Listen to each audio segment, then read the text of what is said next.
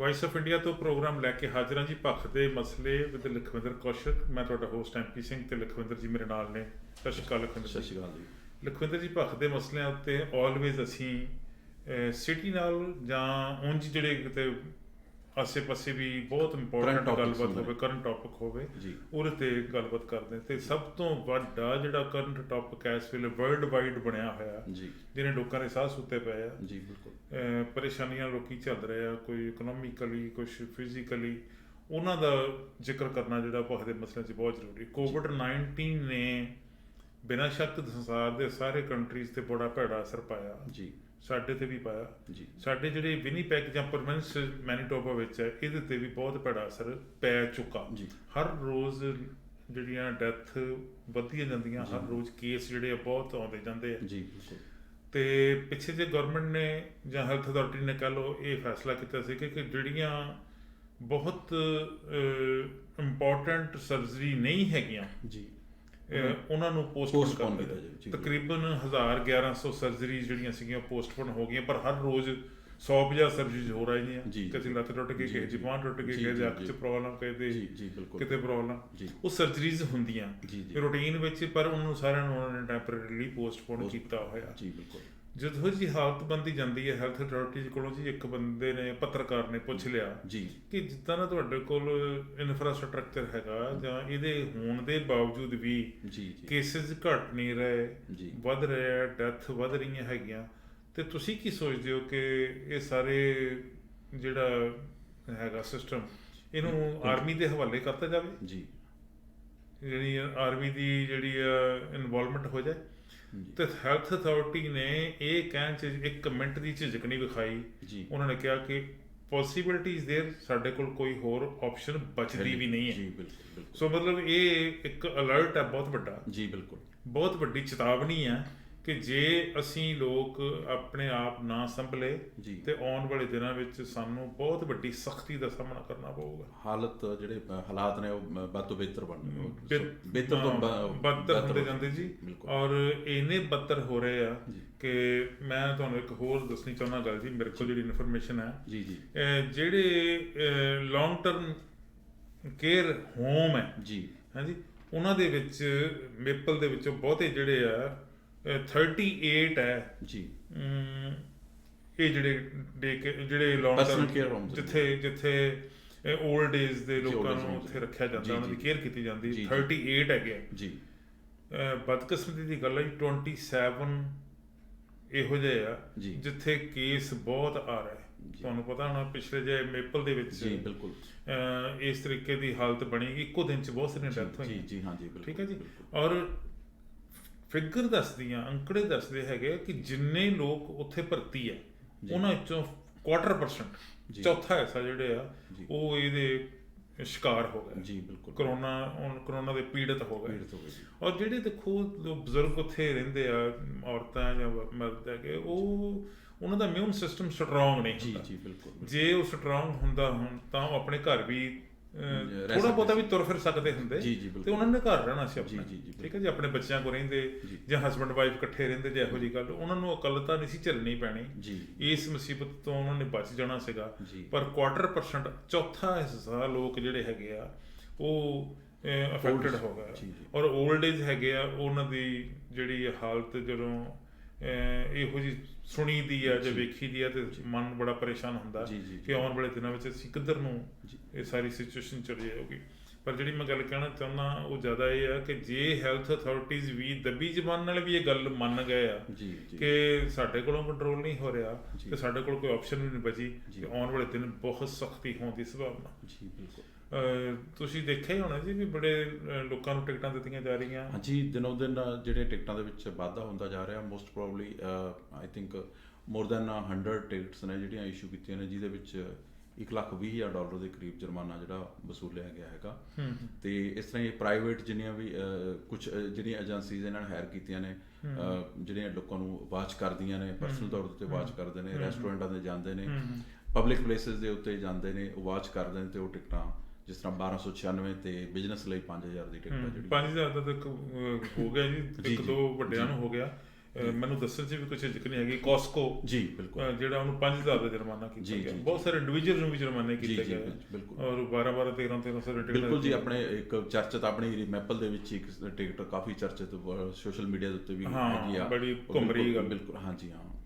ਇਹ ਜਿਵੇਂ ਜੀ ਆਪਾਂ ਕੋਵਿਡ-19 ਤੇ ਮੈਂ ਉਹ long term health care home ਦੀ ਗੱਲ ਕੀਤੀ ਜੀ, 5 ਹਸਪੀਟਲ ਇੱਥੋਂ ਦੇ ਜੀ, ਉਹਨਾਂ ਵਿੱਚ ਵੀ ਉਹਨਾਂ ਦੇ EMPLOYEES ਜਿਹੜੇ ਹੈਗੇ ਆ ਉੱਥੇ ਕੰਮ ਕਰਨ ਵਾਲੇ ਮੁਲਾਜ਼ਮ ਜਿਹੜੇ ਆ ਉਹ ਅਫੈਕਟਡ ਹੋ ਗਏ ਜੀ। ਬਿਲਕੁਲ, ਉਹ ਉਹਨਾਂ ਨੂੰ ਇਨਫੈਕਸ਼ਨ ਜਦੋਂ ਹੁੰਦੀ ਆ ਤੇ ਸਮਝ ਲਓ ਫਿਰ ਮਰੀਜ਼ਾਂ ਨੂੰ ਤਾਂ ਪੋਸੀਬਲ ਹੈ ਹੀ। ਬਿਲਕੁਲ ਜੀ, ਜੇ ਡਾਕਟਰਾਂ ਨੂੰ ਹੈ, ਨਰਸਾਂ ਨੂੰ ਹੈ, ਜਾਂ ਹੋਰ ਜਿਹੜੇ ਉੱਥੇ EMPLOYEE ਕੰਮ ਕਰਦੇ, ਜੇ ਉਹਨਾਂ ਵਿੱਚ ਵੀ ਇਹ ਦਿੱਕਤ ਆ ਜਾਵੇ, ਇੱਦਾਂ ਦੀ ਥੋੜ੍ਹੇ ਬਹੁਤੇ ਸਿਮਟਮ ਵੀ ਸਾਹਮਣੇ ਆਉਂਦੇ ਆ ਤੇ ਬਹੁਤ ਵੱਡੇ ਨੁਕਸਾਨ ਹੁੰਦਾ। ਜਿਸ ਤਰ੍ਹਾਂ ਇੱਕ ਵਾਰਡ ਦੇ ਵਿੱਚ ਸਪੋਜ਼ ਕਰੋ ਇੱਕ ਨਰਸ ਨੂੰ ਕਿਸੇ ਨੂੰ ਕੁਝ ਵੀ ਅਫੈਕਟਡ ਹੋ ਗਿਆ ਜਾਂ ਉਹ ਕਿਸੇ ਕੰਟੈਕਟ ਦੇ ਵਿੱਚ ਆ ਗਈ, ਤਾਂ ਉਸ ਦਿਨ ਦੇ ਜਿੰਨੇ ਬੰਦੇ ਉਸ ਦਿਨ ਕੰਮ ਕਰ ਰਹੇ ਸੀ ਉਹ ਸਾਰਿਆਂ ਨੂੰ ਹੀ 14 ਡੇਜ਼ ਲਈ ਘਰੇ ਭੇਜਿਆ ਜਾਂਦਾ ਵੀ ਤੁਸੀਂ ਘਰੇ ਇਕਾਂਤ ਵਾਸਤੇ। ਇੱਕ ਗੱਲ ਮੈਂ ਤੁਹਾਡੇ ਨਾਲ ਸ਼ੇਅਰ ਕਰਨੀ ਚਾਹੁੰਦਾ ਜੀ, ਬੇਸ਼ੱਕ ਇਹ ਬੜੀ ਪਰੇਸ਼ਾਨੀ ਵਾਲੀ ਗੱਲ ਹੈ ਜੀ ਕਿ ਜੇ ਹੈਲਥ ਅਥਾਰਟੀਜ਼ ਨੂੰ ਜਾਂ ਹੈਲਥ ਦੇ ਮੁਲਾਜ਼ਮਾਂ ਨੂੰ, ਡਾਕਟਰਾਂ, ਨਰਸਾਂ ਜਾਂ ਜਿਹੜੇ ਅਸਿਸਟੈਂਟ ਹੁੰਦੇ ਆ ਉਹਨਾਂ ਨੂੰ, ਜਾਂ ਹੋਰ ਵੀ ਜਿਹੜੇ ਕੰਮ ਕਰਨ ਵਾਲੇ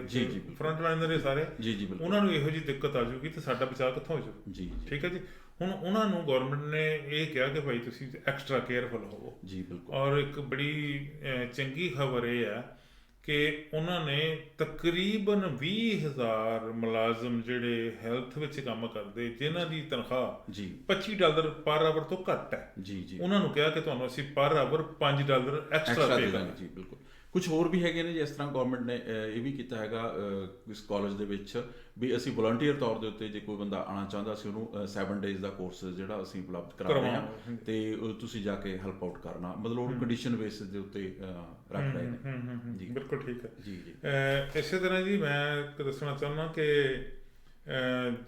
ਜਿਹੜੇ ਵੀ ਤੁਸੀਂ ਗੱਲ ਕੀਤੀ ਹੈ ਵਲੰਟੀਅਰ ਆਉਣਾ ਚਾਹੁੰਦੇ ਜੀ, ਇੱਕ ਨਵੀਂ ਗੱਲ ਤੇ ਬੜੀ ਅਚੰਭੇ ਵਾਲੀ ਹੋ ਸਕਦੀ ਹੈ ਜੀ। ਆਮ ਤੌਰ ਤੇ ਜਿਹੜੇ ਲਿਕਰ ਮਾਰਟ ਹੈ ਜੀ, ਜਾਂ ਜਿੱਥੇ ਉਹ ਕੈਨਬੀਜ਼ ਵੇਚੀਆਂ ਜਾਂਦੀਆਂ, ਜਾਂ ਜਿਹੜਾ ਹੈਗਾ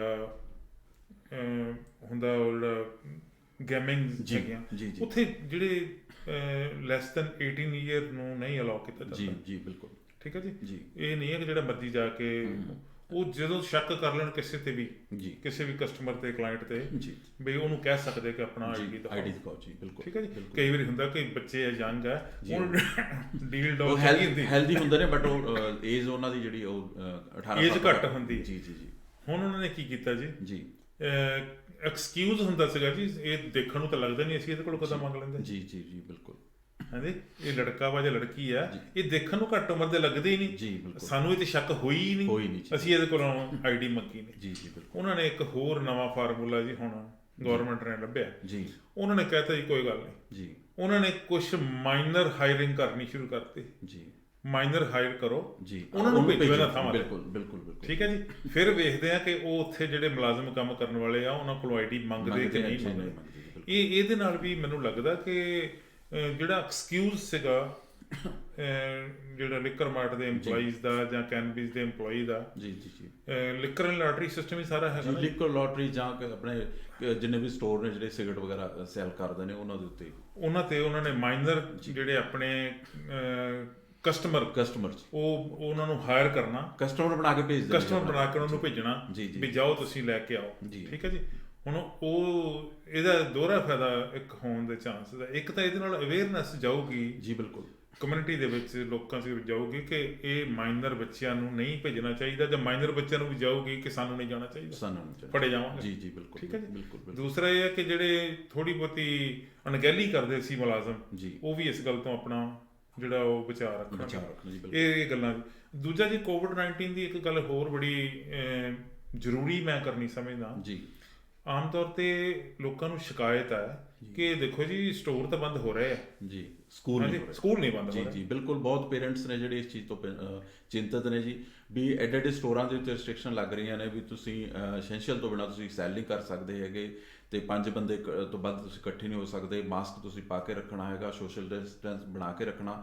ਬਟ ਸਕੂਲ ਦੇ ਵਿੱਚ ਜਦੋਂ ਬੱਚੇ ਜਾਂਦੇ ਨੇ ਇਸ ਚੀਜ਼ ਬਾਰੇ ਬਹੁਤ ਜਿਹੜੀਆਂ ਚਰਚਾਵਾਂ ਆਪਣੇ ਸਿਟੀ ਦੇ ਵਿੱਚ ਵੀ ਚੱਲ ਰਹੀਆਂ ਨੇ, ਵੈਸੇ ਆਲ ਓਵਰ ਚੱਲ ਰਹੀਆਂ ਨੇ, ਆਪਣੇ ਵੀ ਇੱਥੇ ਬਹੁਤ ਚੱਲ ਰਹੀਆਂ ਨੇ। ਇਹਦੇ ਬਾਰੇ ਮੇਰੇ ਕੋਲ ਇੱਕ ਖਬਰ ਹੈ ਜੀ। ਇੱਕ ਤਾਂ ਇਹ ਹੈ ਕਿ ਸਕੂਲਾਂ ਵਿੱਚ ਅੱਜ ਕੱਲ੍ਹ ਇੱਕ ਪ੍ਰੈਕਟਿਸ ਸ਼ੁਰੂ ਹੋ ਗਈ ਹੈ ਜੀ। ਬੱਚਿਆਂ ਨੂੰ ਇਸ ਤਰੀਕੇ ਨਾਲ ਉਹਨਾਂ ਨੇ ਐਜੂਕੇਟ ਕਰਨਾ ਸ਼ੁਰੂ ਕਰਤਾ, ਉਹਨਾਂ ਦੀ ਕਲਾਸ ਸਪੈਸ਼ਲ ਅਰੇਂਜ ਕਰਨੀ ਸ਼ੁਰੂ ਕਰਤੀ ਆ ਕਿ ਉਹ ਜਿਹੜਾ ਘਰ ਬੈਠੇ ਪੜ੍ਹਿਆ ਕਰਨ, ਜਿਹਨੂੰ ਤੁਸੀਂ ਕਹਿ ਸਕਦੇ ਕਿ ਰਿਮੋਟ ਲਰਨਿੰਗ। ਜੀ, ਰਿਮੋਟ ਲਰਨਿੰਗ ਲਾ ਲਓ, ਆਨਲਾਈਨ ਜੀ। ਹੁਣ ਜਿਹੜਾ ਹੌਲੀਡੇਜ਼ ਦਾ ਸੀਜ਼ਨ ਆਉਣ ਵਾਲਾ ਜੀ, ਬਿਲਕੁਲ ਠੀਕ ਹੈ ਜੀ।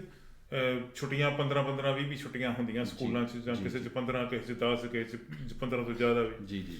ਆਫਟਰ ਹੌਲੀਡੇਜ਼ ਜੀ, ਯਾਨੀ ਨਵੇਂ ਸਾਲ 'ਚ ਜੀ, ਇਹ ਰਿਮੋਟ ਲਰਨਿੰਗ ਜਿਹੜੀ ਆ ਉਹ ਲਾਗੂ ਹੋ ਜਾਊਗੀ। ਜੀ ਜੀ। ਸੋ ਮਤਲਬ ਇੱਕ ਤਾਂ ਇਹ ਆ ਕਿ ਜਿਹੜਾ ਸਾਨੂੰ ਤੌਖਲਾ ਰਹਿੰਦਾ ਪੇਰੈਂਟਸ ਨੂੰ ਕਿ ਸਾਡੇ ਬੱਚੇ ਮਾਸੂਮ ਜਾਂਦੇ ਆ ਜੀ, ਔਰ ਉਹਨਾਂ ਨੂੰ ਸਕੂਲ ਵਾਲੇ ਵੀ ਕਹਿੰਦੇ ਆ ਭੇਜੋ, ਬੱਚਿਆਂ ਨੂੰ ਭੇਜੋ, ਅਸੀਂ ਪ੍ਰਬੰਧ ਕੀਤੇ ਹੋਏ ਆ, ਬੇਸ਼ੱਕ ਕੀਤੇ ਹੋਏ, ਪਰ ਪਿਛਲੇ ਸਮੇਂ 'ਚ ਆਪਾਂ ਵੇਖਿਆ ਨਹੀਂ ਸਕੂਲਾਂ ਤੋਂ ਵੀ ਕੋਈ ਨਾ ਕੋਈ ਕੰਪਲੇਂਟ ਆਉਣ ਹੀ ਰਹੀ ਹੈ। ਬਿਲਕੁਲ। ਉਹ ਜਿਉਂ ਹੀ ਆਪਣੇ ਸਕੂਲ ਬੱਚੇ ਜਾਣੇ ਸਟਾਰਟ ਹੋਏ ਨੇ, ਇੱਕ ਯਕਦਮ ਮਤਲਬ ਕਾਫੀ ਸਕੂਲ ਦੇ ਵਿੱਚੋਂ ਜਿਹੜੀਆਂ ਕੋਵਿਡ ਦੇ ਕੇਸਿਸ, ਜੇ ਪੋਜ਼ਿਟਿਵ ਕੇਸਿਸ ਲਗਾ ਲਓ, ਜਾਂ ਕੋਈ ਕਿਸੇ ਬੰਦੇ ਦੇ ਕੰਟੈਕਟ ਦੇ ਵਿੱਚ ਬੱਚੇ ਜਿਹੜੇ ਆਏ ਨੇ ਉਹ ਆਉਣੇ ਸਟਾਰਟ ਹੋ ਗਏ ਸੀਗੇ। ਕਿਸੇ ਨਾ ਕਿਸੇ ਸਕੂਲ 'ਚ ਪ੍ਰੋਬਲਮ ਆਉਣੀ ਰਹੀ ਹੈ। ਜੀ ਜੀ। ਸਾਰੀਆਂ ਸਕੂਲ ਡਿਵੀਜ਼ਨ ਨੇ ਜੀ ਫੈਸਲਾ ਕਰ ਲਿਆ ਜੀ। ਵਿਨੀਪੈਗ ਸਕੂਲ ਡਿਵੀਜ਼ਨ ਨੇ ਅਨਾਉਂਸ ਵੀ ਕਰਤਾ ਕਿ ਹੌਲੀਡੇਜ਼ ਜਿਹੜੀਆਂ ਉਹਨੂੰ ਹੈਪੀ ਇੰਜੋਏ ਕਰ ਲਓ ਜੀ। ਆਫਟਰ ਹੈਪੀ ਹੌਲੀਡੇਜ਼ ਜਿਹੜਾ ਤੁਹਾਡਾ ਲਰਨਿੰਗ ਸਿਸਟਮ ਹੈ ਉਹ ਰਿਮੋਟ ਹੋਏਗਾ, ਤੁਸੀਂ ਘਰ ਬੈਠੇ ਪੜ੍ਹੋਗੇ। ਇਹਦਾ ਮਤਲਬ ਘਰ ਤੁਹਾਨੂੰ ਇਨਫਰਾਸਟ੍ਰਕਚਰ ਆਪਣਾ ਜਿਹੜਾ ਰੈਡੀ ਰੱਖਣਾ ਪਏਗਾ, ਬੱਚੇ ਵਾਸਤੇ ਸਪੈਸ਼ਲ ਕੰਪਿਊਟਰ ਜਾਂ ਲੈਪਟਾਪ ਜਾਂ ਫਿਰ ਆਈਪੈਡ ਜਾਂ ਫੋਨ, ਜੋ ਵੀ ਤੁਸੀਂ ਪ੍ਰੋਵਾਈਡ ਕਰ ਸਕਦੇ ਹੋ ਉਹ ਤੁਹਾਨੂੰ ਕਰਨਾ ਪਏਗਾ। ਹਰ ਘਰ ਵਿੱਚ ਇਹੋ ਜਿਹੀਆਂ ਸਹੂਲਤਾਂ ਹੁੰਦੀਆਂ ਹੀ ਆ ਜੀ। ਬਿਲਕੁਲ। ਇੰਟਰਨੈਟ ਇੱਥੇ ਦੇਖੋ ਹਰ ਇੱਕ ਘਰ ਦੇ ਵਿੱਚ ਹੈ। ਮੇਨ ਚੀਜ਼ ਇਸ ਚੀਜ਼ ਲਈ ਇੰਟਰਨੈਟ ਦੀ ਜ਼ਰੂਰਤ ਪੈਂਦੀ ਹੈ। ਇੰਟਰਨੈਟ ਬੱਚਿਆਂ ਲਈ ਪੇਰੈਂਟਸ ਕੋਲ ਹੈ ਹੀ ਆ, ਹਰ ਇੱਕ ਘਰ ਦੇ ਵਿੱਚ ਆ, ਚਾਹੇ ਉਹ ਈਵਨ ਕੋਈ ਬੇਸਮੈਂਟ 'ਚ ਰਹਿ ਰਿਹਾ, ਚਾਹੇ ਕੋਈ ਅਪਾਰਟਮੈਂਟ 'ਚ ਰਹਿ ਰਿਹਾ, ਚਾਹੇ ਆਪਣੇ ਘਰ ਦੇ ਵਿੱਚ ਕਿਤੇ ਵੀ ਰਹਿ ਰਿਹਾ ਜੀ। ਮੇਰਾ ਇਹ ਗੱਲ ਜਿਹੜਾ ਇੱਥੇ ਕਰਨ ਦਾ ਮਕਸਦ ਜਿਹੜਾ ਉਹ ਇਹ ਸੀਗਾ, ਇੱਕ ਤਾਂ ਸਾਡਾ ਤੌਖਲਾ ਘਟ ਜਾਏਗਾ ਜੀ, ਬਿਲਕੁਲ, ਪੇਰੈਂਟਸ ਦਾ ਤੌਖਲਾ ਘਟ ਜਾਏਗਾ। ਦੂਜਾ ਜਿਹੜਾ ਹੈਗਾ ਪੇਰੈਂਟਸ ਨੂੰ ਹੁਣ ਤੋਂ ਹੀ ਤਿਆਰੀ ਕਰਨੀ ਪਏਗੀ ਕਿ ਆਉਣ ਵਾਲੇ ਦਿਨਾਂ ਦੇ ਵਿੱਚ ਇਹ ਲਾਗੂ ਹੋ ਜਾਣਾ ਜੀ। ਔਰ ਜਿਹੜੇ ਪੇਰੈਂਟਸ ਆ ਉਹ ਇਹ ਵੀ ਦੇਖਣ, ਆਪਣੇ ਬੱਚਿਆਂ ਨੂੰ ਪੁੱਛਣ ਕਿ ਤੁਹਾਨੂੰ ਹੁਣ ਉਹਨਾਂ ਨੇ ਪੜ੍ਹਾਉਣਾ ਸ਼ੁਰੂ ਕੀਤਾ ਜਿਹੜਾ ਕਲਾਸ ਵਿੱਚ, ਉਹ ਸਿਸਟਮ ਕੋਈ ਚੇਂਜ ਹੋਇਆ?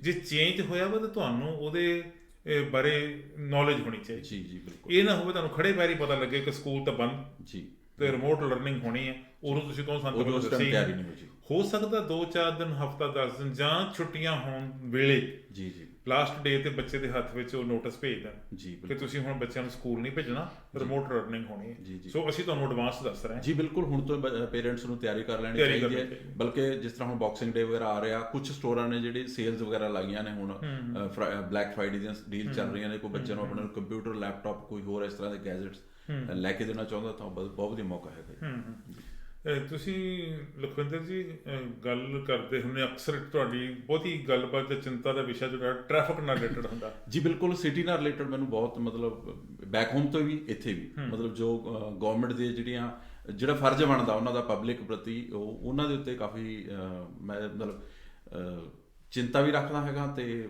ਮੈਂ ਸਿਸਟਮ ਨਾਲ ਮਤਲਬ ਜੁੜਿਆ ਵੀ ਰਹਿਣਾ।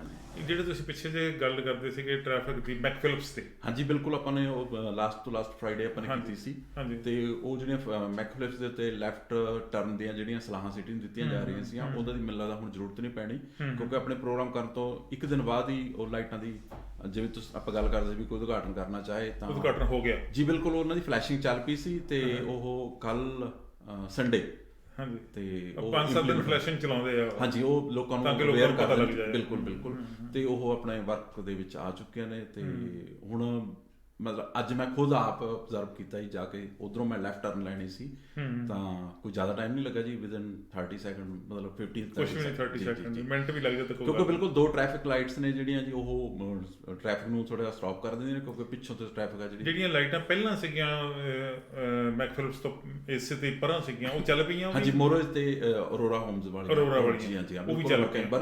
ਉਹਦੇ ਨਾਲ ਟ੍ਰੈਫਿਕ ਕਾਫੀ ਜਿਹੜਾ ਉਹਦਾ ਲੋਡ ਘਟ ਜਾਣਾ ਜੀ, ਕਿਉਂਕਿ ਉਧਰੋਂ ਟ੍ਰੈਫਿਕ ਨੂੰ ਥੋੜੀ ਜਿਹੀ ਰੁਕਾਵਟ ਪੈ ਗਈ। 2 ਲਾਈਟਸ ਨਾਲ ਨੇ, ਟ੍ਰੈਫਿਕ ਥੋੜੀ ਜਿਹੀ ਰੁਕ ਜਾਂਦੀ ਹੈ ਤੇ ਜਿਹਨੇ ਲੈਫਟ ਰਾਈਟ ਘੁੰਮਣਾ ਜੀ ਘੁੰਮ ਸਕਦਾ। ਅਰੋਰਾ ਤੇ ਤੁਹਾਨੂੰ ਲੱਗਦਾ ਮੇਨ ਸਟਰੀਟ ਵਾਲੇ ਪਾਸਿਓਂ ਫਿਰ ਜਿਹੜਾ ਉਹ ਮੋਰੇ ਤੋਂ ਆਉਂਦੀਆਂ ਨੇ ਜੀ, ਮੋਰੇ ਤੋਂ ਜੀ, ਕਿਉਂਕਿ ਅਰੋਰਾ ਕੰਟਰੀ ਵੀ ਕਾਫੀ ਡਿਵੈਲਪ ਹੋ ਗਈ ਆ, ਬਹੁਤ ਪਬਲਿਕ ਉੱਥੋਂ ਬਹੁਤ ਜ਼ਿਆਦਾ ਰਸ਼ ਹੋਣ ਲੱਗ ਅੱਗੇ ਸਿੰਗਲ ਜੀ ਰੋਡ ਹੁੰਦੀ ਸੀ ਜੀ। ਬਿਲਕੁਲ। ਮੋਰੇ ਤੇ ਕੋਈ ਹੋ ਜਾਂਦਾ ਹੁੰਦਾ ਸੀ ਜੀ।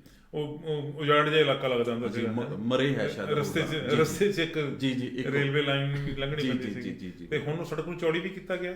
ਨਹੀਂ ਚੌੜੀ ਤਾਂ ਨਹੀਂ ਜੀ, ਦੇਖੋ ਜੇ ਚੌੜੀ ਤਾਂ ਹੁਣ ਜਿਵੇਂ ਸਿਟੀ ਪਹਿਲਾਂ ਹੋਰ ਸੜਕਾਂ ਲਈ ਬਹਾਨੇ ਲਾਉਂਦੀ ਹੈ, ਸ਼ਾਇਦ ਉਹਨੂੰ ਚੌੜੀ ਨਹੀਂ, ਹੁਣ ਤਾਂ ਟੈਕਸ ਆਉਣ ਲੱਗ ਪੈਣਾ ਉੱਥੇ, ਟੈਕਸ ਆਉਣ ਲੱਗ ਜਾਣਾ ਜੀ। ਉਹ ਕਹਿੰਦੇ ਜੀ ਇੱਧਰਲੀ ਸਾਈਡ ਤੋਂ ਹੀ ਆ ਰਿਹਾ ਜਿਹੜਾ। ਚਲੋ ਜੀ, ਇਸ ਗੱਲ ਦਾ ਵੀ ਸਿਟੀ ਨੂੰ ਧਿਆਨ ਰੱਖਣਾ ਚਾਹੀਦਾ ਕਿ ਉੱਥੇ ਜੇ ਹੁਣ ਟ੍ਰੈਫਿਕ ਵਧਿਆ ਹੋਇਆ ਵਾ ਤੇ ਧਿਆਨ ਰੱਖਿਆ ਜਾਵੇ ਕਿ ਟ੍ਰੈਫਿਕ ਸਮੂਥ ਚੱਲੇ। ਬਿਲਕੁਲ ਟ੍ਰੈਫਿਕ ਸਮੂਥ ਚੱਲਣਾ ਚਾਹੀਦਾ ਜੀ ਉਸ ਏਰੀਆ ਨੂੰ ਵੀ ਬੱਸ ਸਰਵਿਸ, ਕਿਉਂਕਿ ਦੇਖੋ ਇੰਨੀ ਕਮਿਊਨਿਟੀ ਹੁਣ ਉੱਥੇ ਇੱਕਦਮ ਹੋ ਗਈ, ਇੰਨੀਆਂ ਅਪਾਰਟਮੈਂਟਸ ਬਣ ਗਈਆਂ, ਘਰ ਬਣ ਗਏ ਨੇ, ਲੋਕ ਰਹਿਣ ਲੱਗ ਗਏ ਨੇ। ਜਿਹੜੇ ਬੇਸਿਕ ਸਹੂਲਤਾਂ ਨੇ ਉਹ ਸਿਟੀ ਨੂੰ ਵੈਸੇ ਸਟਾਰਟ ਨਾਲ ਹੀ ਕਰ ਦੇਣੇ ਚਾਹੀਦੇ ਨੇ ਜੀ, ਤਾਂ ਕਿ ਉੱਥੇ ਨੂੰ ਲੋਕਾਂ ਦਾ ਵਹਾਅ ਜਿਹੜਾ ਜ਼ਿਆਦਾ ਵਧੇ, ਲੋਕ ਜ਼ਿਆਦਾ ਰਹਿਣ ਲੱਗਣ ਲੱਗਾ। ਬੱਸ ਸਰਵਿਸ ਹੈ, ਸਕੂਲ ਹੈ, ਹਰ ਇੱਕ ਚੀਜ਼ ਹੈ, ਇਹ ਸਹੂਲਤਾਂ ਇਮੀਡੀਏਟਲੀ ਹੋਣੀ ਚਾਹੀਦੀ। ਬਿਲਕੁਲ ਕਿਸੇ ਵੀ ਕੋਈ ਵੀ ਨਵੀਂ ਡਿਵੈਲਪਮੈਂਟ ਹੁੰਦੀ ਆ ਉੱਥੇ ਇਹ ਚੀਜ਼ਾਂ ਦੀ ਜ਼ਰੂਰਤ ਆ। ਜਿਵੇਂ ਸਿਟੀ ਕਹਿੰਦੇ ਪਾਣੀ ਦੀ ਜ਼ਰੂਰਤ ਆ, ਸੀਵਰੇਜ ਦੀ ਜ਼ਰੂਰਤ ਆ, ਗੈਸ ਦੀ ਜ਼ਰੂਰਤ ਆ। ਵੈਸੇ ਤਾਂ ਜੀ ਜਦੋਂ ਨਵੀਂ ਡਿਵੈਲਪਮੈਂਟ ਹੁੰਦੀ ਕਿਸੇ ਵੀ ਏਰੀਆ ਵਿੱਚ ਸਕੂਲ ਵਾਸਤੇ ਪ੍ਰੋਵੀਜ਼ਨ ਹੁੰਦੀ ਹੈ ਉੱਥੇ, ਜੀ ਬਿਲਕੁਲ, ਕਮਰਸ਼ੀਅਲ ਸਾਈਟ ਵੀ ਹੁੰਦੀਆਂ ਜੀ ਬਿਲਕੁਲ, ਪਰ ਬਣਾਉਂਦਿਆਂ ਨੂੰ ਚੋਖਾ ਟਾਈਮ ਲੱਗ ਜਾਂਦਾ ਜੀ ਬਿਲਕੁਲ। ਠੀਕ ਹੈ, ਜੇ ਸਰਕਾਰ ਦੀ ਪਲੈਨਿੰਗ ਪ੍ਰੋਪਰ ਹੋਵੇ, ਸਿਟੀ ਦੀ ਪਲੈਨਿੰਗ ਪ੍ਰੋਪਰ ਹੋਵੇ ਤੇ ਇਹ ਯਕਦਮ ਹੀ ਲੋਕਾਂ ਦੀ ਰਿਹਾਇਸ਼ ਵੀ ਹੋਵੇ, ਲੋਕਾਂ ਨੂੰ ਚਾਅ ਚੜਿਆ ਰਹੇ ਕਿ ਅਸੀਂ ਚੰਗੇ ਏਰੀਆ 'ਚ ਆ ਗਏ ਹਾਂ। ਉਹ ਘਰ ਦਾ ਅੰਦਰਲਾ ਪਾਸਾ ਰਸੋਈ ਵੀ ਬਹੁਤ ਵਧੀਆ ਏਰੀਆ ਨਵਾਂ ਜੀ, ਉਂਝ ਦਿਮਾਗ 'ਚ ਰਹਿੰਦਾ, ਪਰ ਨਾਲ ਦੀ ਨਾਲ ਬੋਝ ਇਹ ਵੀ ਹੁੰਦਾ ਵੀ ਇੱਥੇ ਸਹੂਲਤਾਂ ਤਾਂ ਹੈ ਹੀ ਨਹੀਂ ਜੀ। ਬਿਲਕੁਲ ਮੇਨ ਹਰ ਇੱਕ ਬੰਦੇ ਨੂੰ ਜਿਹੜੀ ਕੋਈ ਵੀ ਨਵਾਂ ਆਪਣੇ ਇਮੀਗ੍ਰੈਂਟ ਆਉਂਦਾ ਹੈਗਾ ਜੀ, ਪਬਲਿਕ ਨਵੇਂ ਏਰੀਆ 'ਚ ਰਹਿੰਦੀ ਆ ਤਾਂ ਉੱਥੇ ਉਹਨੂੰ ਬੱਸ ਦੀ ਸਹੂਲਤ ਆ ਜਿਹੜੀ ਉਹ ਨੰਬਰ 1 ਤੇ ਹੋਣੀ ਚਾਹੀਦੀ ਹੈ। ਬਾਕੀ ਸਹੂਲਤਾਂ ਤਾਂ ਹੈਗੀਆਂ ਨੇ। ਇੱਕ ਲਖਵਿੰਦਰ ਜੀ, ਇੱਕ ਪਤਾ ਨਹੀਂ ਇਹਨੂੰ ਚੰਗਾ ਕਹਿਣਾ ਚਾਹੀਦਾ ਜਾਂ ਮਾੜਾ ਕਹਿਣਾ ਚਾਹੀਦਾ, ਐਤਕੀ ਸਨੋ ਘੱਟ ਪੈ ਰਹੀ। ਹਾਂਜੀ ਬਿਲਕੁਲ। ਕੀ ਕਹਿੰਦੇ ਹੋ, ਚੰਗੀ ਗੱਲ ਹੈ ਘੱਟ ਪੈ ਰਹੀ? ਦੇਖੋ ਇਹਦੇ ਨਾਲ ਥੋੜੀ ਠੰਡ ਤਾਂ ਵਧੂ ਜੀ, ਜਿਹੜੀ ਸੁੱਕੀ ਠੰਡ ਨਹੀਂ ਹੁੰਦੀ, ਸੁੱਕੀ ਠੰਡ ਹੁੰਦੀ ਹੈ। ਹਾਂਜੀ ਹਾਂ, ਸੁੱਕੀ ਠੰਡ ਦੇ ਸਾਰ ਉਹ ਹੈਗੇ ਨੇ, ਇਹਦਾ ਨੁਕਸਾਨ ਵੀ ਹੋਊਗਾ ਜੀ ਬਿਲਕੁਲ। ਉਹ ਲੋਕਾਂ ਦੇ ਵਿੱਚ ਫਲੂ ਵਗੈਰਾ ਵਧੂਗਾ। ਫਲੂ, ਮੈਂ ਗੱਲ ਇਹੀ ਤੁਹਾਡੇ ਨਾਲ ਕਰਨੀ ਚਾਹੁੰਦਾ ਸੀ ਫਲੂ ਵਾਲੀ, ਕਿ ਇੱਕ ਤਾਂ ਇਹ ਫਲੂ ਜਿਹੜਾ ਹੈਗਾ ਇਹਦੇ ਫਲੂ ਸ਼ਾਟ ਜਿਹੜੇ ਆ ਲੱਗਦੇ ਆ ਜੀ ਫ੍ਰੀ ਸਟਾਰਟ ਹੋ ਚ। ਹਾਂਜੀ ਬਿਲਕੁਲ ਫ੍ਰੀ ਲੱਗਦੇ, ਕਈ ਹਫ਼ਤਿਆਂ ਤੋਂ ਲੱਗਣੇ ਸ਼ੁਰੂ ਹੋਏ ਆ। ਬਹੁਤ ਸਾਰੇ ਲੋਕਾਂ ਨੇ ਨਹੀਂ ਲਵਾਏ ਜੀ। ਜਿਹੜਾ ਮੌਸਮ ਜਿਸ ਤਰੀਕੇ ਦਾ ਬਣ ਰਿਹਾ ਇਸ ਵਾਰੀ, ਫਲੂ ਸ਼ਾਟ ਲਵਾ ਲੈਣੀ ਚਾਹੀਦੀ ਜੀ ਬਿਲਕੁਲ। ਕਿਉਂ ਲਵਾਉਣੇ ਚਾਹੀਦੇ? ਉਹਦੇ ਪਿੱਛੇ ਮੇਰੀ ਲੌਜਿਕ ਜਿਹੜੀ ਉਹ ਆ ਕਿ ਜਿਹੜੇ ਸਿਪਟਮ ਕੋਵਿਡ-19 ਕਰਕੇ ਅਸੀਂ ਕਹਿੰਦੇ ਕਰੋਨਾ ਵਾਇਰਸ ਕਰਕੇ ਹੈਗੇ ਆ, ਸੇਮ ਸਿਪਟਮ ਹੈ ਜੀ ਬਿਲਕੁਲ। ਖੰਘ ਆਉਂਦੀ ਆ, ਗਲਾ ਦਰਦ ਕਰਦਾ, ਬੁਖਾਰ ਚੜਦਾ, ਹੱਡ ਪੈਰ ਟੁੱਟਦੇ, ਹੈ ਨਾ, ਨਜ਼ਲਾ ਪੰਜਾਬੀ ਚ ਆਪਾਂ ਨਜ਼ਲਾ ਜ਼ੁਕਾਮ, ਇਹੀ ਸਾਰਾ ਕੁਝ ਇਹ ਸਿਪਟਮ ਸੇਮ ਹੈ ਜੀ ਬਿਲਕੁਲ। ਤੇ ਫਿਰ ਪਤਾ ਨਹੀਂ ਲੱਗਿਆ ਕਰਨਾ ਕਿ ਕਰੋਨਾ ਹੈ ਜਾਂ ਫਲੂ ਹੈ। ਠੀਕ ਹੈ ਜੀ। ਇਸ ਕਰਕੇ ਜੇ ਤੁਹਾਡੇ ਫਲੂ ਸ਼ਾਟ ਲੱਗੇ ਹੋਣਗੇ ਤੇ ਘੱਟੋ ਘੱਟ ਅੱਧੀ ਚਿੰਤਾ ਤਾਂ ਖਤਮ ਹੋਈ ਹੋਊਗੀ ਕਿ ਸਾਨੂੰ ਫਲੂ ਨਹੀਂ ਹੋਣ ਲੱਗਾ ਜੀ। ਠੀਕ ਹੈ ਜੀ। ਹਾਂ, ਜੇ ਫਿਰ ਵੀ ਕਿਤੇ ਹੁੰਦੀ ਹੈ ਗੱਲ, ਸਿਪਟਮ ਇਦਾਂ ਦੇ ਨੋਟਿਸ ਆਉਂਦੇ ਆ, ਫਿਰ ਤੁਹਾਨੂੰ ਕਰੋਨਾ ਟੈਸਟ ਕਰਾਉਣਾ ਪਊਗਾ। ਬਿਲਕੁਲ ਜੀ। ਜਿਹੜੇ ਨਵੇਂ ਆਪਣੇ ਇਮੀਗ੍ਰਾਂਟਸ ਨੇ ਜਾਂ ਸਟੂਡੈਂਟ ਜਿਹੜੇ ਅਦਰ ਪ੍ਰੋਵਿੰਸਿਸ ਤੋਂ ਵਿਨੀਪੈਗ ਦੇ ਵਿੱਚ ਮੂਵ ਹੋਏ ਨੇ, ਉਹਨਾਂ ਨੂੰ, ਕਿਉਂਕਿ ਉਹਨਾਂ ਪ੍ਰੋਵਿੰਸ ਸਪੋਜ਼ ਕਰੋ ਕੋਈ ਮੌਸਮ ਹੋਰ ਤਰ੍ਹਾਂ ਦਾ ਹੈਗਾ, ਵੈਨਕੂਵਰ ਤੇ ਮੀਂਹ ਪਈ ਜਾਂਦਾ, ਉੱਥੇ ਤੇ ਸਨੋ ਪਈ ਨਹੀਂ ਕਦੀ, ਜਾਂ ਕਦੀ ਪੈ ਗਈ ਇੱਕ ਅੱਧੀ ਵਾਰੀ ਸਾਲ 'ਚ। ਜਾਂ ਟੋਰਾਂਟੋ ਤੋਂ ਲੋਕ ਬੱਚੇ ਆਏ ਆ, ਉੱਥੇ ਟੋਰਾਂਟੋ ਇਸ ਸਾਲ ਪੈ ਗਈ ਜੀ ਬੜੀ ਸਨੋ ਇੱਕ ਦਿਨ। ਹਾਂ, ਉੱਥੇ ਵੀ ਸਨੋ ਘੱਟ ਪੈਂਦੀ ਹੈ, ਪਰ ਵਿਨੀਪੈਗ ਜਿਹੜਾ ਸਨੋ ਦਾ ਘਰ ਕਹਿੰਦੇ ਅਸੀਂ ਜੀ ਬਿਲਕੁਲ ਪੂਰਾ ਮਸ਼ਹੂਰ ਆ ਜੀ ਵਿਨੀਪੈਗ। ਇੱਕ ਬੰਦਾ ਕਹਿੰਦਾ ਕਿਸੇ ਨੂੰ ਵੀ, ਚਾਹੇ ਗਰਮੀਆਂ 'ਚ ਵੀ ਮਸ਼ਹੂਰ, ਦੋਨੇ ਚੀਜ਼ਾਂ ਲਾ ਲਓ ਜੀ। ਇੰਡੀਆ ਦੇ ਵਿੱਚ ਕਿਸੇ ਨੂੰ ਆਪਾਂ ਗਰਮੀਆਂ 'ਚ ਵੀ ਫੋਨ ਕਰਦੇ ਹਾਂ, ਪਹਿਲਾਂ ਉਹਨਾਂ ਦੀ ਇੱਕ ਗੱਲ ਹੁੰਦੀ ਹੈ ਵਿਨੀਪੈਗ ਬਾਰੇ, ਸਨੋ ਕਿੰਨੀ ਕੁ ਪੈ ਰਹੀ ਹੈ। ਗਰਮੀਆਂ ਨੂੰ ਜੂਨ ਚ ਬਿਲਕੁਲ। ਇਦਾਂ ਦੀ ਗੱਲ ਤੁਸੀਂ ਕੀਤੀ। ਇੱਕ ਕੋਈ ਵਿਜ਼ਟਰ ਵੀਜ਼ੇ ਤੇ ਇੱਥੇ ਆ ਗਿਆ ਜੀ ਕੈਨੇਡਾ ਜੀ, 에ਅਰਪੋਰਟ ਤੇ ਉਤਰਿਆ ਜੀ, ਟੋਰਾਂਟੋ ਨੂੰ ਪੁੱਛਿਆ ਭਾਈ ਤੂੰ ਕੀ ਆ, ਕਿਵੇਂ ਆ? ਕਹਿੰਦਾ ਜੀ ਮੈਂ ਵਿਜ਼ਟਰ ਆ, ਘੁੰਮਣ ਫਿਰਨਾ। ਕਹਿੰਦਾ ਕੀ ਵੇਖਣਾ? ਘੁੰਮਣ ਫਿਰਨਾ। ਕਹਿੰਦਾ ਮੈਂ ਸਨੋ ਵੇਖਣਾ ਜੀ। ਕਹਿੰਦਾ ਚੰਗਾ ਫਿਰ ਬੈਠ ਤੇ ਤੈਨੂੰ ਦੂਜੀ ਫਲਾਈਟ ਵਾਪਸ ਕਰ ਦਿੰਦਾ ਜੀ। ਉਸ ਭਲੇ ਮਾਨਸ ਨੂੰ ਇਹ ਪਤਾ ਹੀ ਨਹੀਂ ਕਿ ਜੂਨ ਮਹੀਨੇ 'ਚ ਸਨੋ ਜਿਹੜੀ ਆ ਉਹ ਇੱਥੇ ਨਹੀਂ ਪੈਂਦੀ, ਜਾਂ ਜਿੱਥੇ ਪੈਂਦੀ ਉੱਥੇ ਤੂੰ ਜਾ ਨਹੀਂ ਸਕਦਾ ਜੀ ਬਿਲਕੁਲ। ਹਾਂਜੀ, ਨਾਰਥ ਪਾਰਟ ਦੇ ਵਿੱਚ, ਨਾਰਥ 'ਚ ਜਾ ਨਹੀਂ ਸਕਦਾ। ਅੱਛਾ ਚਲੋ, ਸਨੋ ਨਾਲ ਜੁੜਦੀ ਮੈਂ ਇੱਕ ਗੱਲ ਕਰਨੀ ਚਾਹੁੰਦਾ ਸੀਗਾ ਜੀ। ਚਲੋ ਇਸ ਸਾਲ ਸਨੋ ਘੱਟ ਪਈ ਹੈ ਜੀ, ਜਿਹੜੇ ਸਿਟੀ ਨੂੰ ਬੜੀ ਘੱਟ ਤਰਤਬ ਕਰਨੇ ਪਏ, ਪਰ ਜਿਹੜੀ ਪਈ ਆ ਕਿਉਂਕਿ ਪਲੱਸ ਵਿੱਚ ਝੱਟ ਹੋ ਜਾਂਦਾ ਟੈਂਪਰੇਚਰ ਤੇ ਉਹ ਸਨੋ ਜੰਮ ਜਾਂਦੀ ਜੀ। ਜਿਹੜੇ ਸਟਾਪ ਸਾਈਨ ਹੈਗੇ ਆ ਉੱਥੇ ਬਹੁਤ ਜ਼ਿਆਦਾ ਜਿਹੜੀ ਸਲਿਪਰੀ ਹੋਈ ਪਈ, ਸਲਿਪਰੀ ਹੋ ਜਾਂਦੀ ਆ ਜੀ, ਬਲੈਕ ਆਈਸ ਬਣ ਜਾਂਦੀ ਆ। ਸਿਟੀ ਨੇ ਇਸ ਵਾਰੀ ਜੀ ਆਪਣੇ ਉਹ ਟਰੱਕ ਜੇ ਵੀ ਕੱਢੇ ਨਹੀਂ ਹੈ ਨਹੀਂ, ਬਹੁਤ ਘੱਟ ਰਹੇ, ਮਤਲਬ ਜਿਹੜੇ ਨੂਨ ਵਗੈਰਾ ਸਨੋ ਰਿਮੂਵ ਕਰਨ ਵਾਲੇ ਨਹੀਂ, ਸਨੋ ਰਿਮੂਵ ਨਹੀਂ, ਜਿਹੜੀ ਦੇ ਵਿੱਚ ਆਪਣੇ ਸਾਲਟ ਵਾਲੇ ਹਾਂਜੀ ਉਹ ਕੱਢੇ ਨਹੀਂ ਹੈ। ਜੇ ਕੱਢੇ ਵੀ ਹੈ ਤੇ ਉਹ ਐਵੇਂ ਨਾ ਮਤਲਬ ਜੀ ਬਸ ਫੁਆਰਾ ਜਿਹਾ ਮਾਰ ਗਏ ਜਿਵੇਂ, ਉਂਝ ਜਿੱਦਾਂ ਨਾ ਕਰਨਾ ਹੁੰਦਾ ਵੀ ਲੰਬਾ ਲਾਉਣ ਵਾਲੀ ਗੱਲ, ਬਸ ਇਹ ਲਗਾ ਲਓ ਜਿਵੇਂ ਆਪਾਂ ਸੈਂਟ ਪਰਫਿਊਮ ਛਿੜਕਦੇ ਹਾਂ, ਪਰਫਿਊਮ ਛਿੜਕਣ ਵਾਲੀ ਗੱਲ। ਬਿਲਕੁਲ ਤੁਹਾਡੀ ਗੱਲ ਠੀਕ ਹੈ। ਸੜਕਾਂ ਤੇ ਪਰਫਿਊਮ ਛਿੜਕ ਦਿੱਤਾ ਜੀ, ਉਹਦਾ ਫਾਇਦਾ ਕੋਈ ਨਹੀਂ ਹੋਇਆ। ਕੋਈ ਸਟਾਪ ਸਾਈਨ ਖਾਸ ਕਰਕੇ ਇਨਰ ਸਾਈਡ ਤੇ ਜਿਹੜੀਆਂ ਅੰਦਰਲੀਆਂ ਸੜਕਾਂ ਹੁੰਦੀਆਂ ਮੇਨ ਜਿਹੜੀਆਂ ਹੈਗੀਆਂ ਉਹ ਤਾਂ ਸਾਫ਼ ਹੋ ਜਾਂਦੀਆਂ ਜੀ ਉਹ ਤਾਂ ਟ੍ਰੈਫਿਕ ਚੱਲਦੀ ਹੈ, ਉਹ ਤਾਂ ਗੱਡੀਆਂ ਲੈ ਜਾਂਦੀਆਂ ਚੱਕ ਕੇ ਸਨੋ, ਠੀਕ ਹੈ ਜੀ, ਔਰ ਟਾਇਰਾਂ ਤੇ ਲੈ ਕੇ ਲੈ ਗਏ ਉਹ। ਪਰ ਜਿਹੜੀ ਇਹਨਾਂ ਸਾਈਡ ਵਿੱਚ ਆ ਉੱਥੇ ਸਨੋ ਪਈ ਹੋਈ ਆ, ਉਹਨੂੰ ਸਾਫ਼ ਕਿਸੇ ਨੇ ਨਹੀਂ ਕੀਤਾ ਔਰ ਉੱਥੇ ਸਾਫ਼ ਨਾ ਹੋਣ ਕਰਕੇ ਉਹ ਸਲਿੱਪਰੀ ਜਗ੍ਹਾ ਬਣ ਗਈ ਹੈਗੀ ਆ, ਉਹ ਬੜੀ ਖਤਰਨਾਕ ਹੋਈ ਪਈ ਆ। ਸਿਟੀ ਵੀ ਇਸ ਗੱਲ ਪਾਸੇ ਧਿਆਨ ਦੇਵੇ ਤੇ ਸਾਨੂੰ ਲੋਕਾਂ ਨੂੰ ਵੀ ਧਿਆਨ ਦੇਣਾ ਪਊਗਾ, ਗੱਡੀਆਂ ਅਸੀਂ ਧਿਆਨ ਨਾਲ ਚਲਾਈਏ। ਬਿਲਕੁਲ ਜੀ, ਸਿਟੀ ਨੂੰ ਵੀ ਦੇਣਾ ਚਾਹੀਦਾ। ਜਿਹੜੇ ਸਿਟੀ ਕਾਉਂਸਲਰ ਨੇ ਆਪਦੇ ਏਰੀਆ ਦੇ ਵਿੱਚ, ਆਪਾਂ ਆਪਣੇ ਵੌਇਸ ਆਫ ਇੰਡੀਆ ਤੋਂ ਇੱਥੋਂ ਉਹਨਾਂ ਨੂੰ ਵੀ ਕਹਿਣਾ ਵੀ ਤੁਸੀਂ ਆਪਣੇ ਏਰੀਆ ਦੇ ਵਿੱਚ ਗੇੜਾ ਮਾਰਿਆ ਕਰੋ ਜਦੋਂ ਕੋਈ ਮੌਸਮ ਚੇਂਜ ਹੋ ਰਿਹਾ ਜਾਂ ਨਹੀਂ। ਪਰ ਉਹ ਤਾਂ ਕਹਿਣਗੇ ਵੀ ਸਲਿੱਪਰੀ ਬਹੁਤ, ਅਸੀਂ ਗੇੜਾ ਕਿੱਦਾਂ ਮਾਰ ਲਈਏ। ਉਹ ਫਿਰ ਹੁਣ ਕੀ ਕਹਿ ਸਕਦੇ ਜੀ, ਫਿਰ ਉਹਨਾਂ ਨੂੰ ਵੋਟਾਂ ਵੇਲੇ ਵੀ ਲੋਕ ਪੁੱਛਣ ਵੀ ਜਦ ਤੁਸੀਂ ਪਹਿਲਾਂ ਨਹੀਂ ਗੇੜਾ ਮਾਰਿਆ ਹੁਣ ਕੀ ਕਰਨਾ ਹੈ। ਠੀਕ ਹੈ, ਉਹ ਫਿਰ ਲੋਕ ਕਹਿਣ ਤੇ ਕਹਿਣ। ਹਾਂਜੀ ਬਿਲਕੁਲ, ਆਪਾਂ ਲੋਕਾਂ ਨੂੰ ਅਵੇਅਰ ਕਰਦੇ ਹਾਂ ਜੀ ਵੀ ਸਵਾਲ ਪੁੱਛਣੇ ਚਾਹੀਦੇ ਨੇ ਇਹਨਾਂ ਨੂੰ। ਸਭ ਬਹੁਤ ਸਾਰੇ ਮਸਲੇ ਹੋਰ ਹੁੰਦੇ ਜੀ ਜਿਨ੍ਹਾਂ ਤੇ ਵਿਚਾਰ ਚਰਚਾ ਕੀਤੀ ਜਾ ਸਕਦੀ, ਔਰ ਭਖ ਦੇ ਮਸਲੇ ਹੁੰਦੇ ਅਸੀਂ ਉਹਨਾਂ ਤੇ ਗੱਲ ਕਰਦੇ ਹੈਗੇ ਹਾਂ। ਇਹ ਇੱਕ ਭਖ ਦਾ ਮਸਲਾ ਜਿਹੜਾ ਉਹ ਭਾਵੇਂ ਸਭ ਤੋਂ ਜ਼ਿਆਦਾ ਸਾਡੇ ਨਾਲ ਸੰਬੰਧਿਤ, ਉਹ ਆਪਾਂ ਬੈਕ ਹੋਮ ਦੀ ਗੱਲ ਕਰਦੇ ਹਾਂ ਤੇ ਬੈਕ ਹੋਮ ਦੇ ਵਿੱਚ ਕਿਸਾਨ ਜਿਹੜੇ ਹੈਗੇ ਸੀਗੇ ਉਹ ਹੁਣ ਦਿੱਲੀ ਦੀਆਂ ਬਰੂਹਾਂ ਤੇ ਪਹੁੰਚ ਚੁੱਕੇ ਜੀ। ਬਿਲਕੁਲ, ਉਹਨਾਂ ਨੇ ਚਾਰੇ ਪਾਸਿਓਂ ਨਾਕਾਬੰਦੀ ਕਰ ਲਈ ਆ। ਜੇ ਮੋਦੀ ਸਰਕਾਰ ਨੇ ਇਹ ਆਪਣਾ ਜੇ ਉਹਨਾਂ ਨੂੰ ਖੁੱਲ੍ਹਾ ਆਉਣ ਦੇ ਦਿੰਦੇ ਜੀ, ਵੱਧ ਤੋਂ ਵੱਧ ਕੀ ਸੀ, ਉਹ ਰਾਮਲੀਲਾ ਗਰਾਊਂਡ ਜਾਂ ਜੰਤਰ ਮੰਤਰ ਤੇ ਜਾਣਾ ਸੀਗਾ ਜੀ, ਸ਼ਾਂਤਮਈ ਹੋ ਜਾਣਾ ਸੀ ਕੰਮ। ਪਰ ਸਰਕਾਰ ਨੇ ਆਪਣੀਆਂ ਕੋਝੀਆਂ ਹਰਕਤਾਂ ਕਰਕੇ ਐਡੇ ਵੱਡੇ ਹਾਈਵੇ ਜਿਹੜੇ ਆਪਣੇ ਟੈਕਸ ਮਨੀ ਲੋਕਾਂ ਨੇ ਦਿੱਤੀ ਹੋਈ ਉਹਦੇ ਨਾਲ ਬਣੇ ਹੋਏ ਸੀਗੇ, ਪੱਟ ਕੇ ਐਡੇ ਖੱਡੇ ਪਾਤੇ ਜੀ, 5-5 7-7 ਫੁੱਟ ਡੂੰਘੇ। ਵੀ ਦੱਸੋ ਇਹ ਜਨਤਾ ਕੀ ਕਿਸੇ ਹੋਰ ਕੰਟਰੀ ਤੋਂ ਆਈ ਹੈ? ਪਾਕਿਸਤਾਨ ਤੋਂ ਤਾਂ ਨਹੀਂ ਆਈ ਹੈਗੀ। ਇੰਨਾ ਤਾਂ ਮੈਨੂੰ ਲੱਗਦਾ ਪਾਕਿਸਤਾਨ ਵਾਲੇ ਪਾਸੇ ਨਹੀਂ ਹੈਗਾ ਜੀ, ਬਾਰਡਰ ਦੇ ਉੱਤੇ ਜਿਹੜੇ ਲੋਕਾਂ ਨੇ ਉੱਥੇ ਤਾਰ ਲਾਈ ਵੀ ਹੋ ਜਾਂਦੀ। ਬਿਲਕੁਲ, ਤਾਰਾਂ ਵੀ ਲਾਈਆਂ, ਇਹਨਾਂ ਨੇ ਖੱਡੇ ਵੀ ਪੱਟੇ ਨੇ। ਲੋਕਾਂ ਦੇ ਦੇਖੋ ਇਹਨਾਂ ਟ੍ਰੈਫਿਕ ਕਿੰਨੀ, ਤੁਸੀਂ ਪਿਛਲੇ ਪ੍ਰੋਗਰਾਮ ਦੇ ਵਿੱਚ ਵੀ ਗੱਲ ਕੀਤੀ ਹੈਗੀ ਆ, ਤੇ ਕਿੰਨੀ ਟ੍ਰੈਫਿਕ ਨੂੰ ਲੋਕਾਂ ਦੇ ਟਰੱਕ, ਆਵਾਜਾਈ ਵਾਲੇ ਟਰੱਕਾਂ ਦੀਆਂ ਚਾਬੀਆਂ ਹੀ ਪੁਲਿਸ ਵਾਲਿਆਂ ਨੇ ਕੱਢ ਲਈਆਂ ਵੀ ਇੱਥੇ ਬੈਰੀਕੇਡ ਲਾ ਦਿਓ। ਪਰ ਪੰਜਾਬੀ ਨੇ ਜੀ ਬੜੀਆਂ ਵੀਡੀਓ ਵੇਖੀਆਂ ਜੀ, ਬੜੀਆਂ ਜਿਹੜੀਆਂ ਦਰਦਨਾਕ ਵੀ ਆ ਔਰ ਸਾਡੇ ਲਈ ਸ਼ਰਮਨਾਕ ਵੀ ਆ।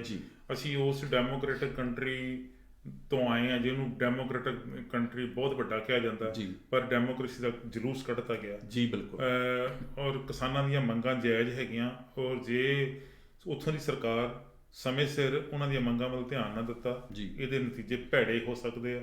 ਕਿਸਾਨ ਤਾਂ ਝੱਲ ਹੀ ਰਹੇ ਆ ਸਾਰਾ ਸੰਤਾਪ, ਇਹ ਆਮ ਲੋਕਾਂ ਨੇ ਤਾਂ ਝੱਲਣਾ ਹੀ ਝੱਲਣਾ, ਜਿਹੜੇ ਅਫੈਕਟਡ ਹੋਣਗੇ ਹੋਏ ਆ, ਪਰ ਸਰਕਾਰ ਨੂੰ ਝੱਲਣਾ ਪਊਗਾ। ਜਿਹੜਾ ਫਿਰ ਇੱਕ ਵਾਰੀ ਨੁਕਸਾਨ ਸਰਕਾਰੀ ਪੱਧਰ ਤੇ ਹੋ ਜਾਵੇ, ਉਥੋਂ ਵਾਪਸ ਹੋਣਾ ਔਖਾ ਹੋ ਜਾਂਦਾ। ਔਰ ਸਰਕਾਰ ਬੜਾ ਵੱਡਾ ਕਲੰਕ ਖੱਟ ਰਹੀ ਹੈ।